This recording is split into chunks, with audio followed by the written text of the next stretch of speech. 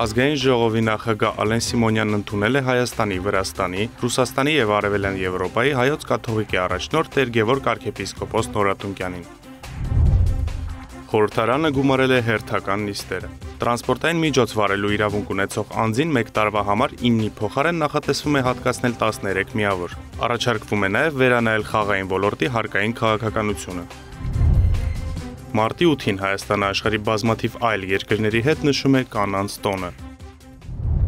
Կանանց միջազգային օրվա կապակցությամբ շնորհավորական ուղերձ է հղել Ազգային ժողովի նախագահ Ալեն Սիմոնյանը։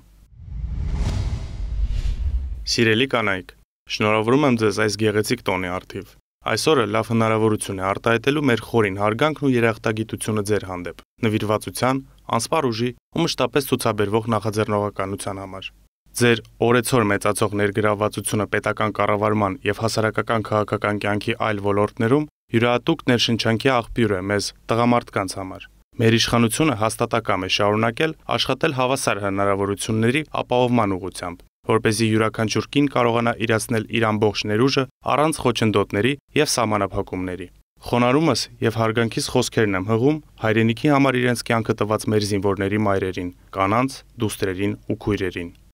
Սիրելի կանայք, կրկին շնորհավորելով գարնանային այս պայծառ տոնի առթիվ, մաղթում եմ ձեզ ջերմություն, երջանկություն եւ անկոտրում կամք ձեր բոլոր նախաձեռնություններում։ Ազգային ժողովի նախագահ Ալեն Սիմոնյանն ընդունել է Հայաստանի, Վրաստանի, Ռուսաստանի եւ Արևելյան Եվրոպայի հայոց կաթողիկի առաջնորդ արհիապատիվ Տեր Գևորգ arczepiskopos Նորատունկյանին։ Ալեն Սիմոնյանը շնորհավորել է նրան այդ պաշտոնում նշանակվելու կապակցությամբ ու մաղթել հաջողություններ կարևոր առաքելության մեջ։ Արհիապատիվ Տեր Գևորգ arczepiskopos Նորատունկյանն իր հերթին շնորհակալություն է հայտնել Ալեն Սիմոնյանին ընդունելության համար։ Զրուցակիցներն անդրադարձել են փոխադարձ հետաքրքրության հարցերի լայն շրջանակի։ Այս շաբաթ օրենսդիրը գումարեց հերթական նիստերը, օրակարգում ընդգրկված էր 20 հարց։ Խորհրդարանի քննարկմանը ներկայացվեց վարչական իրավախախտումների վերաբերյալ օրենսգրքում փոփոխություններ կատարելու մասին պատգամավորներ Ալեն Սիմոնյանի, Ռուբեն Ռուբինյանի եւ Արմեն Խաչատրյանի հեղինակած օրենքի նախագիծը։ Ներկայում տրանսպորտային միջոցներ վարելու իրավունք ունեցող անձին 1 տարի ժամանակահատվածի համար տրվում է 9 միավոր։ Շատ հաճախ, հատկապես որպես ձեռնարկատիրական գործունեություն, ուղևորափոխադրմամբ եւ բեռնափոխադրմամբ զբաղվող վարորդներին տրված 9 միավորը չի բավականացնում, ինչը հանգեցնում է առավել ծանր սոցիալական խնդիրների։ Ներքին գործերի նախարարությունից ստացված վիճակագրական տվյալների համաձայն 2020-ից 2024 թվականներն ընկած ժամանակահատվածում 14365 վարորդի տուգանային միավորներ կասեցվել են եւ կրկին վարելու ու խախտում կատարելու համար 628 անձ զրկվել է վարելու իրավունքից։ Բազմաթիվ են դեպքերը, երբ նշված իրավախախտումները կատարելուց եւ վարչական տույժի ենթարկվելուց հետո վարորդները շարունակել են վարչական իրավախախտում համարվող արարքների կատարումը։ Մի շարք դեպքերում վարչական իրավախախտում համարվող արարքները շարունակվում են նույնիսկ երկրորդ անգամ տույժի ենթարկվելուց հետո։ Նշված իրավիճակն ի թիվս այլնի հետևանք է նաեւ այն բանի, որ քննարկվող իրավախախտումների համար սահմանված վարչական տույժերը համարժեք չեն դրանց վնասակարարությանը։ Այս է պատճառը, որ պատգամավորներն առաջարկում են տուգանային թույլատրելի 9 միավորի շեմը բարձրացնել ու հասցնել 13-ի եւ ավելացնել 7 իրավախախտումով տուգանային միավորների չափը։ Վարորդին 1 տարի ժամկետով տրվող միավորների ավելացումը հնարավորություն կընձեռնի թեթևացնել վարորդների սոցիալական բեռը եւ իրավախախտումների քանակի եւ որակի աճ չի դիտարկվում այնուամենայնիվ։ Նշված վարչական իրավախախտումների համար տուգանային միավորների խստացումը որոշ իրավախախտումների կընդգծի պետության հասցեական մոտեցումը, կկանխի ռիսկերը, կնպաստի տուգանային միավորների նպատակային կիրառմանը, որը կհանգեցնի ճանապարհային պատահարների նվազեցմանը։ Փոփոխությունների մասով, սակայն պատգամավորների տեսակետները իրարամերժ էին։ Չեք կարծում, որ եթե բալ է հանվում, պետք է տուգանք չլինի, կամ եթե տուգանվում է, պետք է բալ չհանվի։ Տեսեք, կան լրացուցիչ եւ հիմնական տուժեր, կան լրացուցիչ եւ հիմնական պատիժներ եւ քրեական օրենսգրքում եւ վարչականում, որպեսզի միայն դրամական միջոցով չպատժենք մարդուն, տուժի չենթարկենք։ Մարդկա, որ այդ դրամը նրա համար խնդիր չունի, նա կարող է լիքը խախտումներ անել, ամեն օր անել եւ դրա փոխարեն վճարել եւ որևէ խնդիր, որևէ կանխարգելիչ խնդիր մենք չենք լուծի։ Իսկ բալային համակարգը զսպող մեխանիզմը դրա համար է կիրառվում։ Այս դեպքում լրիվ սահմանադրական է երկու լրացուցիչ եւ հիմնական տուժի կիրառումը։ Դուք հաշվել եք օրինակ 0.25 բալով քանի խախտում է հնարավոր անել 13 բալի դեպքում, երկրորդ գիծ կանգնելով։ Այո, ես եթե հաշվեմ 0.25-ով ինչքան է, երևի 50 քանի հատ, պետք է լինի։ Մոտորապես այդպիսի հաշվարկով, կարծում եմ, որ որևէ բան չի տալիս, սա, քանի որ դրա հետ մեկտեղ նաև 5000 դրամ տուգանք կա։ Հարցին անդրադարձավ նաև ազգային ժողովի նախագահ, նախագծի համահեղինակ Ալեն Սիմոնյանը, նա նախ տեղեկացրեց, որ նախաձեռնության գաղափարն առաջացել է հենց վարորդների խնդրանքով ու պարզաբանեց. Անձամբ ինձ մոտեցել են տարբեր վարորդներ, ես բազմաթիվ անգամ տենց շփվել եմ իրենց հետ, քայլում եմ քաղաքում եւ ասում են, որ սենց խնդիր ունենք եւ ուսումնասիրել ենք եւ հասկացել ենք, որ այո, կոնկրետ ինչ որ սեգմենտ կա, որոնց համար սա աշխատանքի բերումով խնդրահարույց է։ Եվ սա որևիցե կերպ չի վերաբերում այն մարդկանց, ովքեր որ խախտում չեն արել, իրանք կսկսեն ավելի շատ անել։ Չէ, այն մարդը, որ խախտում չի անում, ինքը խախտում չի անում։ Ուզում է դա լինի 9, ուզում է 13 լինի, ուզում է 103 լինի։ Ինքը չի անում այդ խախտումը։ Պարոն Նազարյանը ասում է, որ տուգանենք կամ բալ չհանենք, չէ, այդտեղ արդեն խնդրեմ առաջանում, որ մարդ, որ ֆինանսական հնարավորություններ ունի, օրինակ կասկադի տարածքում տենց մի ավանդույթ կար, ասում էին դե տուգանքը կլինի 5000 դրամ, ես մտնեմ այդտեղ կանգնեմ,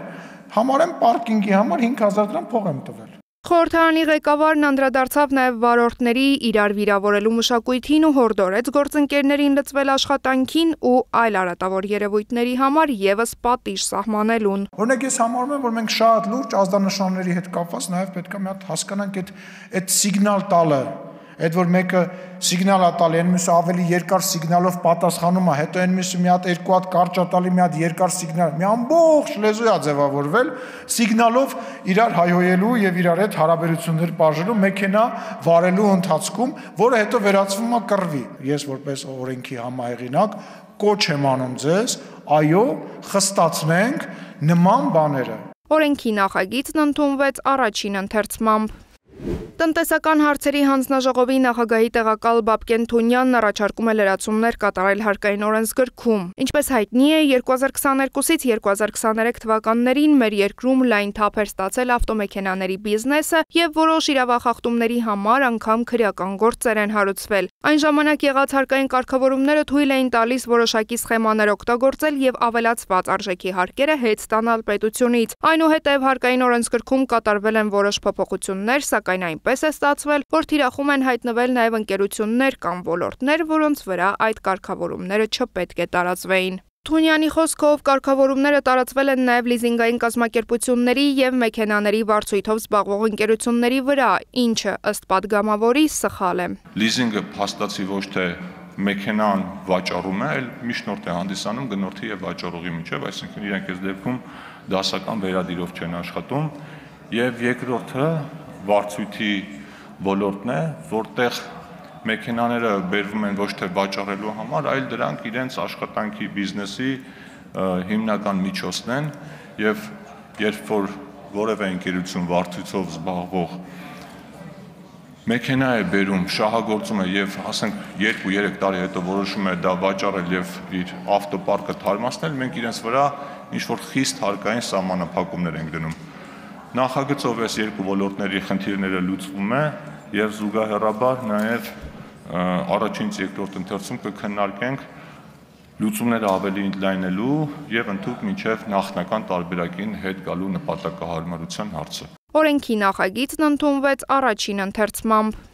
Պատգամավորները քննարկեցին նաև հարկային օրենսգրքում փոփոխություններ եւ լրացումներ նախատեսող օրենսդրական փաթեթը։ Շահումով խաղերի եւ բուքմեյքերական գործունեության ծավալները վերջին 13 տարիների նահագնացող տեմպերով աճում են, եթե 2010 թվականին շրջանառության ծավալները կազմում էին $35 միլիոն, իսկ հարկերի հարաբերակցությունը 2.6 միլիոն դոլար էր, այսինքն 7.2%, ապա 2010-ից 2023 թվականների ընթացքում գործունեության ծավալներն աճել են ավելի քան 440 անգամ։ 2023-ին գործունեության ծավալը կազմել է $15.8 միլիարդ, իսկ հավաքագրվող հարկերը կազմել են $67 միլիոն, այսինքն ծավալի 0.4%-ը։ Վիճակագրական այս տվյալները ներկայացրեց նախաձեռնության հեղինակ Հայկ Սարգսյանը։ Վերջին 5 տարիների ընթացքում կատարվել են մի շարք փոփոխություններ, որոնք միտված են եղել հարկային բեռի բարձրացմանը։ Սակայն ինչպես ցույց է տալիս վերլուծությունը, ձեռնարկված քայլերը բավարար չեն եւ անհրաժեշտ է հարկային բեռը կրկին բարձրացնել։ Նախագծով առաջարկվում է արկա հարկերից եւ տուրքերից բացի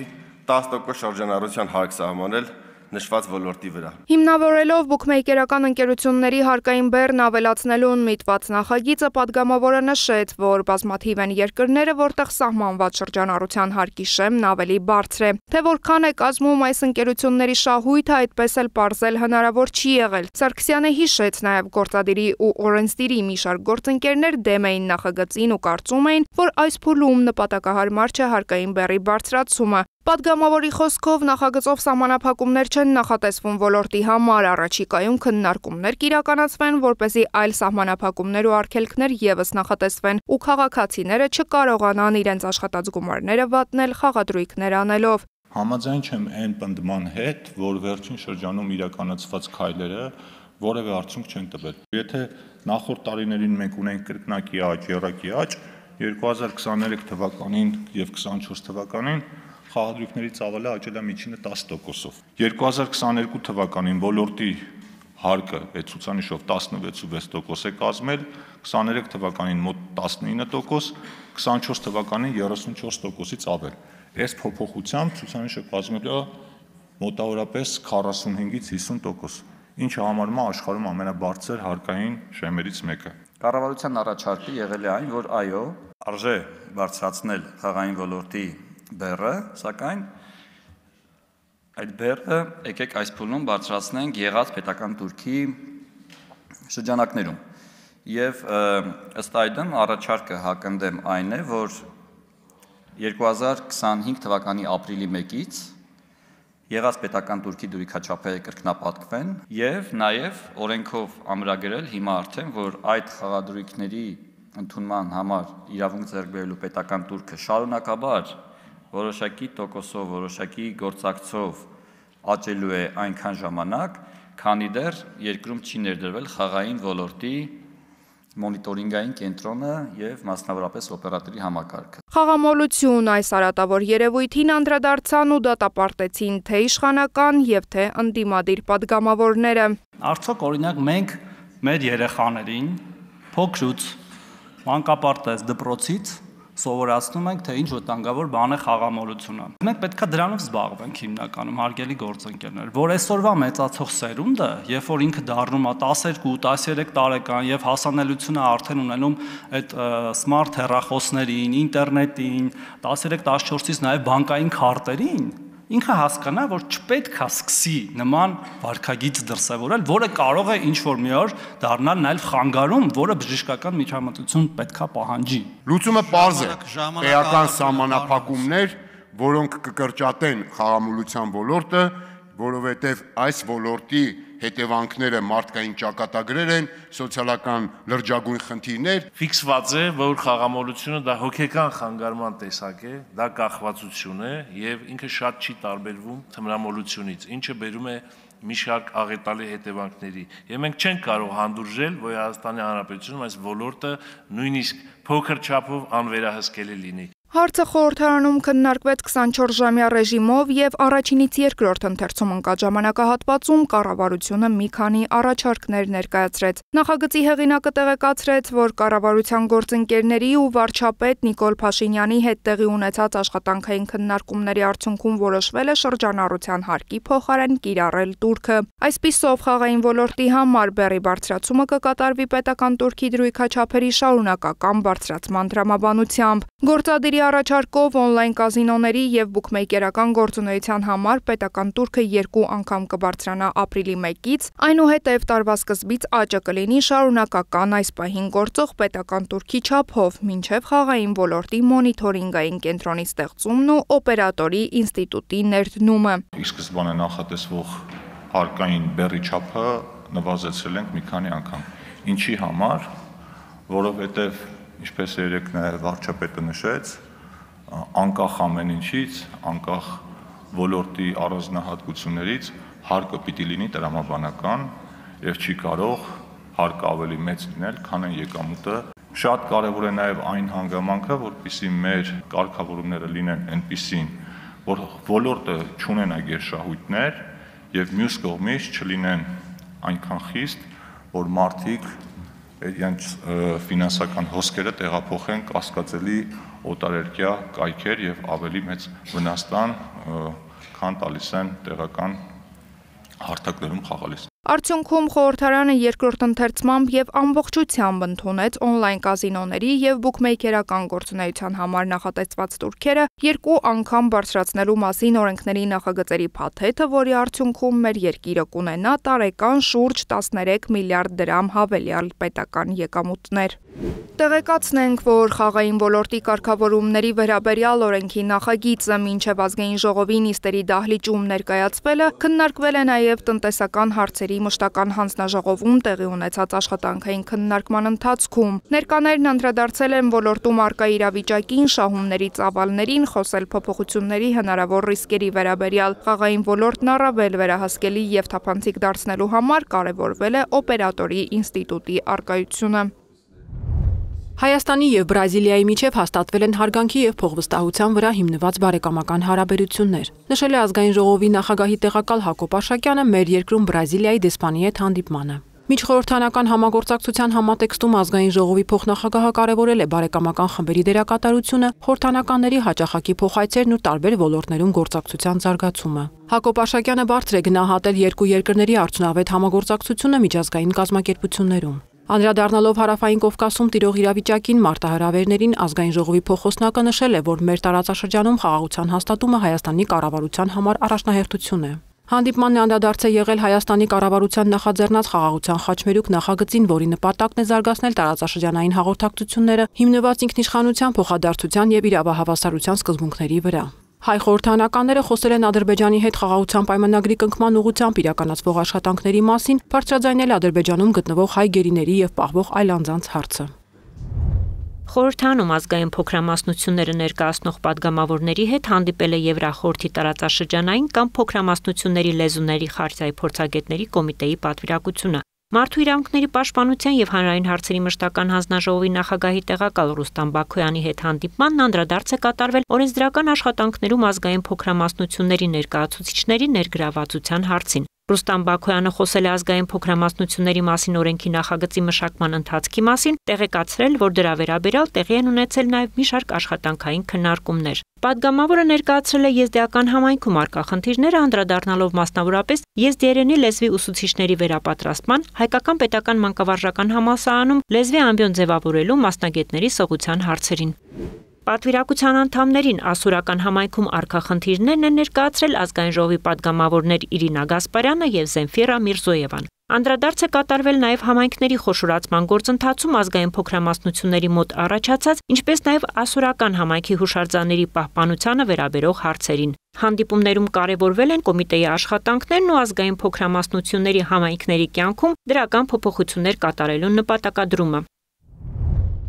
Աշխատանքային օրենսդրության հնարավոր փոփոխությունը քննարկվել է ազգային ժողովի աշխատանքի եւ սոցիալական հարցերի մշտական հանձնաժողովում։ Հարցը հետեւյալն է. արդյոք պետք է աշխատանքային օրվա ժամը կրճատել, թե ոչ։ Մինչ նախաձեռնության կողմնակիցները հույս են հայտնում, որ դա կբարելավի աշխատողների կյանքը, գործատուները կիսվում են իրենց մտահոգություններով, նշելով, որ փոփոխությունը հնարավոր է տնտեսության վրա բացասական ազդեցություն ունենա։ Աշխատաժամանակի կրճատման մասին նախաձեռնության հեղինակը կառավարությունն է, որն առաջարկում է կրճատել աշխատաժամանակի տևողությունը, այն դարձնելով օրական 8-ից 7 ժամ, պահպանելով աշխատավարձը։ Գործադիրի հավաստմամբ փոփոխությունը կնպաստի ինչպես աշխատողների հոգեբանական եւ ֆիզիկական առողջության պահպանմանը, այնպես էլ կբարձրացնի աշխատանքի արտադրողականությունը։ Բուն նպատակը նախագծի միտված է հենց աշխատանք, անձնական կյանք, այդ տիրույթի հարաբերակցությունը, ըստ էության սա գաղափարախոսությունը այս նախագծի ժամ գնահատելու, վերաիմաստավորելու, նոր մոտեցում ցուցաբերելու։ Իսկ ինչպես ենք մենք բոլորս վերաբերվում 1 ժամին։ Դա լինի աշխատանք, թե լինի անձնական տիրույթում արտընկտան։ Դա այս պատճառով այս պարագայում հենց work-life balance-ի գաղափարն է դրված, ինչը հնարավորություն կտա մարդկանց ավելի շատ ազատ ժամանակ ունենալ, եւ ինչպես նշեց պարոն նախարարը, դա ուղիղ կապված արդեն եւ դեմոգրաֆիայի եւ զբաղվածության ռազմավարության հետ, դա մարդկային կապիտալի զարգացմանն է նպաստում։ Արմիություններն էլ ոչ միայն պաշտպանում են նախաձեռնությունը, այլ նաև նշում, որ կրճատված աշխատանքային ժամերն աշխատողներին հնարավորություն կտան ավելի շատ ժամանակ տրամադրել ընտանիքին, հանգստին ու ինչու ոչ ինքնազարգացմանը, դա էլ իր հերթին դրական ազդեցություն կունենա աշխատողների արդյունավետության վրա։ Գործատուների հանրապետական միության նախագահը սակայն աշխատաժամանակի հնարավոր կրճատման մասով ռիսկեր է տեսնում։ Չի կարա սա խթանի տնտեսության զարգացմանը, որ ասենք հավիձևի պատմությունը։ Մենք պետք է հասկանանք, հասել ենք այդ կարգավիճակին։ Մատի եւ մատանի արանք եք մտնում։ Սա գործատուի մրցակցային առավելություն կարող են ընդհանրել։ Ձեր ասած օրինակները Microsoft-ը եւ BMW դրանք մրցակցային առավելություն են ապահովել իրանք։ Այսինքն իրանք ասել են մենք սարքում ենք 7 ժամ, որպեսզի կարողանանք ստեղ մեր աշխատակիցների մարդկային ռեսուրսների կառավարման բաղադրիչը որպես գրավիչ սարքենք եւ կան աշխատեն։ Սա Ժորժ ջան համարում եմ ես իրականում անկեղծ եմ ասում, ուղղակի ժամանակի ավելորդ կորուստ։ Ակնհայտ է, որ ավելի կարճ աշխատանքային գրաֆիկները կարող են նպաստել աշխատողների արտադրողականության բարձրացմանը, դա են վկայում միջազգային փորձի մասով գործադիրի կատարած ուսումնասիրությունները, նշում է Հերիկ Տիգրանյանը, հավելելով. 8 ժամի աշխատանքային գրաֆիկ ըստ էության, որ արդեն դարից ավել է գոյություն ունի, ներկա հարաբերությունների ժամանակահատվածում իրեն սպառել է։ Այն առումով, որ գործատու եւ աշխատողը շատ ավելի ազատ են պայմանավորվելու շատ հարցերի շուրջ, կապված աշխատանքի կատարման հետ, պայմանների, ռեժիմի, քննարկման ընթացքում եղան տարբեր առաջարկներ, եւ դեմ կարծիքներ, եւ կողմ կարծիքներ, եւ նաեւ առաջարկներ, որ կարելի է այդ աշխատաժամանակի կրճատումը իրականացնել պիլոտային ծրագրի միջոցով, դիտարկելու թե այն ինչպես կաշխատի, որքանով տնտեսական էֆեկտ կունենա եւ որքանով այն կապված է նաեւ հնայի բարձրացման հետ։ Մինչև վերջնական որոշում կայացնելը կառավարությունն ու ազգային ժողովը կշարունակեն քննարկումները շահագրգիռ կողմերի հետ, արդյոք մեր երկիրը կանցնի 7 ժամյա աշխատանքային օրվա, ցույց կտան առաջիկա զարգացումները։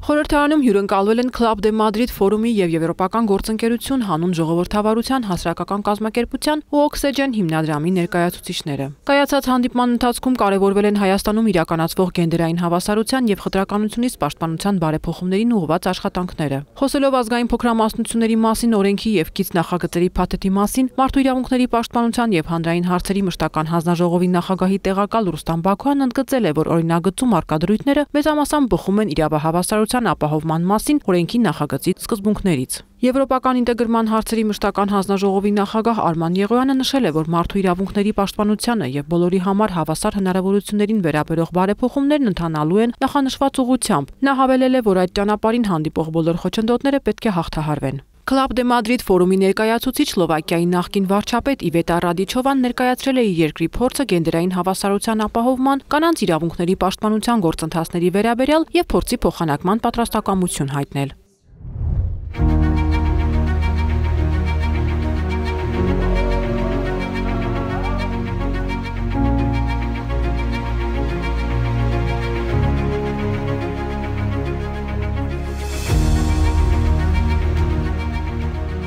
Մեծանուն հայ, հայոց սպարապետ, Հայաստանի ազգային հերոս եւ պարզապես լեգենդ։ Վազգեն Սարգսյանն այսօր կդառնար 66 տարեկան։ Վազգեն Սարգսյան հզոր անհատականությունը կարողացավ հայոց նորագույն պատմության մեջ անհնարին թվացող ժամանակաշրջանում երկրի ու պետականության պահպանման համար ստեղծել անվտանգություն։ Դուք պիտի բոլորին ապացուցեք, որ Գյուլբերտյանների եւ Քերքորյանների ժառանգորդներն եք եւ ոչ թե ինչ-որ արևելյան չարչի։ Պարտավոր ենք, մենք պետք է տեր կանգնենք մեր իրավունքներին, մեր արժանապատվությանը եւ սա թող իմանան բոլորը։ Հայաստանը 10-ական թվականների չոպոտկան չէ եւ ոչ էլ որբ երեխա է, որ ով ոնց ուզի գլուխն այնպես ուզի։ Պարոն նախարար, Հայաստանի Հանրապետության անկախության 5-րդ տարեքին նվիրված զորադեսի մասնակից զորքերը շարված են։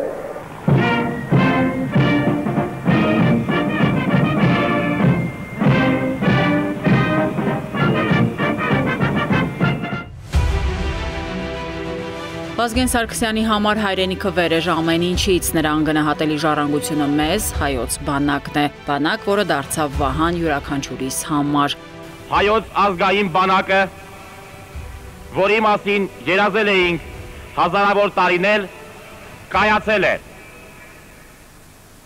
կայացել է եւ պատրաստ է պատվով պաշտպանել մեր անկախ հանրապետության սահմանները եւ հայ ժողովրդի անվտանգությունը։ Կարող եք վստահ լինել։ Կայացավ մեր բանակը առաջին հերթին ի շնորհիվ հայ ժողովրդի մեծագույն զոհողությունների, մեր մայրերի անապ համբերության, նրանց զավակների, մեր ընկերների ու եղբայրների կյանքի, արյունի, քաջագործությունների գնով։ Փառք եւ պատիվ նրանց։ Մանկությունից մինչև պաշտոնյա Վազգեն Սարգսյանի մտերիմներն ու ընկերները պատմում են հուշ դարձած իրենց պատմությունները։ Գործին անմնացորդ նվիրվող արդարամիտ, մարդու մեջ փնտրում էր մարդուն, մարդու մեջ արժևորում էր մարդուն։ Ուսանողական տարիների, որ այդ դասի, ինքը այնց տաքսիով բանով չէր ետում, ես ցեմենտավոզների գարաժում էի աշխատում, հանձնարարմին վարորդները, որ ցեմենտ էին տանում Երևանում, ինքը պայման այդ մեքենաներով էր ետում, ու այդ ում մեքենայով ետում էր անգիր այդ վարորդի կենսագրականը գիտեր։ Ազնիվ էր շատ, հետո պարտվել չէր սիրում, շատ նվիրված էր իր անկերությանը, հարազատներին։ Ինչքան բարեկամի սիրեր, ընդհանրեն կարող է մեկը մի անշնորհություն աներ,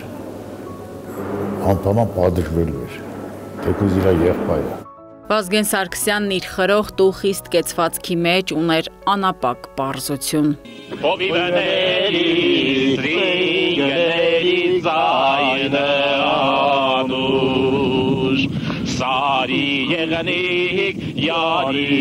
սերսեր աչերը, Սարի եղնիկ յարի սերսեր աչերը,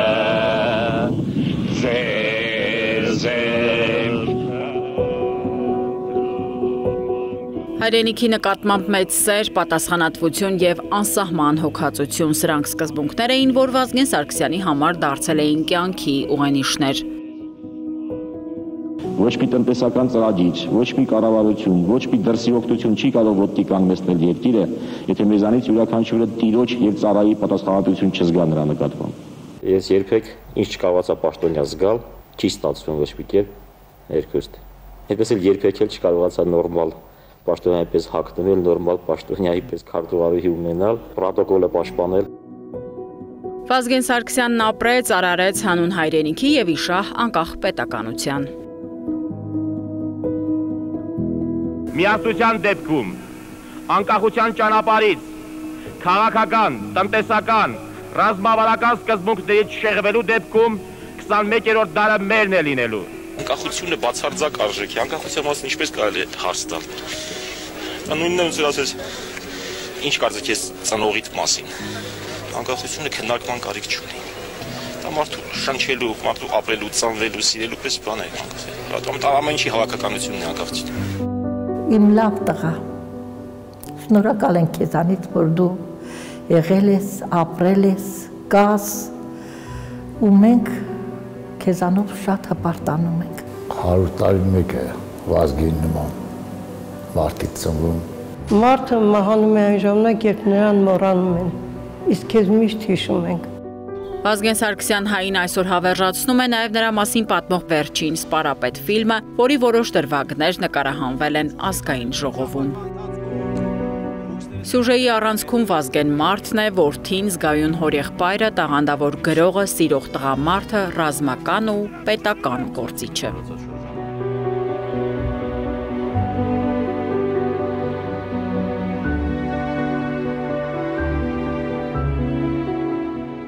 Ցանկանում եմ, որպեսզի Հայաստանը դառնա այնպիսի պետություն, ուր դուք կերազեք մոտ ապագայում ապրել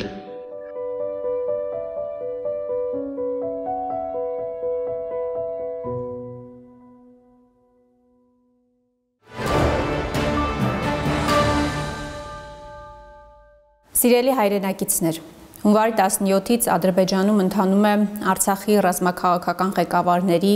եւ մեր մյուս հայրենակիցների գործով շինծու դատավարությունը։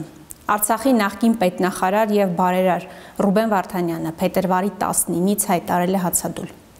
Ադրբեջանական բանտում գտնվող մեր ռազմագերիների նկատմամբ կիրառվող բռնաճնշումների մասին փաստում են ոչ միայն տեսանյութերը, դա նաեւ հաստատում է Նիկոլ Փաշինյանը։ Եվ չնայած սրան, որևէ հստակ գործողություն, որը կարող է մեկ քայլով մեզ մոտեցնել մեր հայրենակիցներին վերադարձնելու հարցի լուծմանը, այդպես էլ չի արձանագրվում։ Իսկ ինչ կարող է անել իշխանությունը։ Մի քանի քայլ, որ առաջարկել է Ռուբեն Վարդանյանի միջազգային փաստաբան Ջարեդ Գենսերը։ Բացի հանրային հայտարարություններից, դատական դիտորդներ ուղարկելու խնդրանքով դիմել Կարմիր խաչի միջազգային կոմիտեին, ԵԱՀԿ-ին, ինչպես նաև մեր այն դաշնակից երկրներին, որոնք դեսպանատներ ունեն Բաքվում։ Իշխանությունը կարող է նաև Բաքու ուղարկել գաղտնի ներկայացուցիչ, մարդասիրական հաղորդակցության կապուղի բացելու եւ ռազմագերիների ազատ արձակման վերաբերյալ բանակցություններ սկսելու համար, աջակցությամբ դիմել Ամերիկայի Միացյալ Նահանգներին, Ֆրանսիային, Եվրամիությանը։ Իշխանությունը պետք է շարունակի եւ ընդլայնի իրավական գործընթացները միեդում, սիրելի հայրենակիցներ։ Ակնհայտ է, որ կան բազմաթիվ գործողություններ, որոնցից որևէ մեկն այս պահին չի ձեռնարկվում գործող իշխանությունների կողմից։ Այս հարցը իշխանության առաջնահերթություններից չէ, անգամ Ադրբեջանի հետ խաղաղության բանակցությունների օրակարգի մաս չէ։ Մինչդեռ Բաքվի բանտում Հայաստանի Հանրապետության քաղաքացիներն են, որոնցից յուրաքանչյուրի պաշտպանությունը պետության առաջային պարտականությունն ու պարտավորությունն է։ Ուստի նրանց կյանքին ու առողջությանը հասցված, ցանկացած, անդառնալի հետևանքի համար պատասխանատվություն է կրում հենց իշխանությունը։ Շնորհակալություն։